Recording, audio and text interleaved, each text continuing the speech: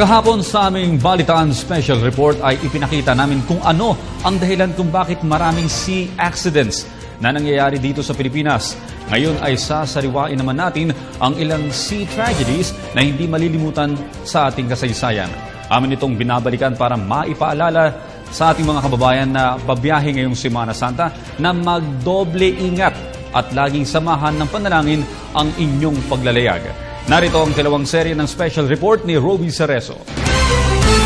Isa sa hindi malilimutang trahedyang naganap sa karagatan ay ang paglubog ng RMS Titanic noong April 14, 1912.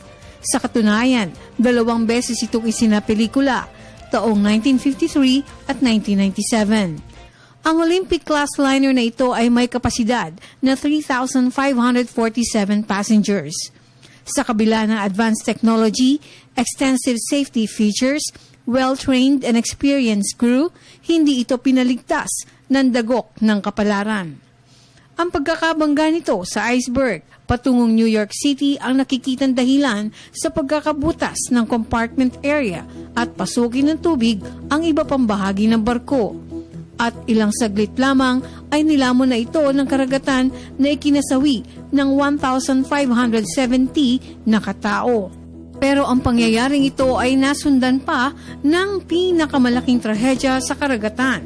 At ito ay naganap sa Tabla Strait malapit sa Marinduque, dito mismo sa Pilipinas. Ang paglubog ng MV Doña Paz noong December 20, 1987 ay muling nagmulat sa kamalayan ng buong mundo. Alas 10:30 ng gabi sa mahimbing na pagkakatulog ng mga pasahero, naganap ang isang malagim na trahedya. Isang oil tanker ang nakabangga ng MV Doña Paz. Ang MC Vector ay naglalaman ng 8,800 na bariles ng gasolina at iba pang oil products na naging mitya ng malaking sunog sa 2 barko. Tinatayang 1,740 na katao ang nasawi sa naturang trahedya. Pero sa ilang pagsisiyasat, lumalabas na aabot sa 4,000 katao ang maaaring binawian ng buhay. Lumalabas sa mga pag-aaral na 1,583 passengers at 58 crew members ang laman nito at muling nagsakay ng 675 passengers mula sa Tacloban at 908 mula sa Catbalogan. Ibig sabihin, overcrowded ang barko na isa sa mga dahilan para mawalan nito ng kontrol at makabangga ng MT Vector.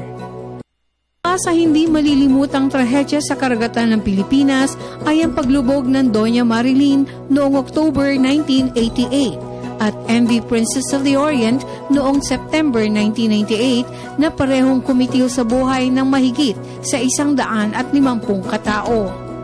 Taong 2008 naman na maganap ang banggaan ng Super Ferry 12 at MV San Nicolas malapit sa Corregidor Island na ikinasawi ng 39 na katao. Ang oil spill na idinulot ng MT Solar One noong August 11, 2006 ay ikinaalarma rin ng lahat dahil sa negatibong epekto ng 190,000 liters na langis sa kabuhayan ng mga taga-Guimaras at mga karatig probinsya. June 21, 2008 naman nang pataubin ng bagyong Frank ang MV Princess of the Stars sa San Fernando, Romblon. Sa pinakahuling tala ng Sulpicio, 52 na katao ang nakaligtas, samantalang 812 ang na-recover mula sa 825 na listed passengers nito. Mahigit 400 katao pa ang nawawala. Maliban sa bilang ng mga nasawi at nawawalang pasahero, isa pa sa kinaalarma ng lahat ang negatibong epekto ng toxic chemicals na endosulfan na dala ng Princess of the Stars. Ang naturang kemikal ay ginagamit sa pagsasaka bilang pamuksa sa mga insekto at kung ito ay kumalat sa karagatan, maaaring pati ang lamang dagat ay mamamatay. Mula noong 1980 hanggang 2008, tinatayang 111 na sea tragedies na ang naganap sa Pilipinas.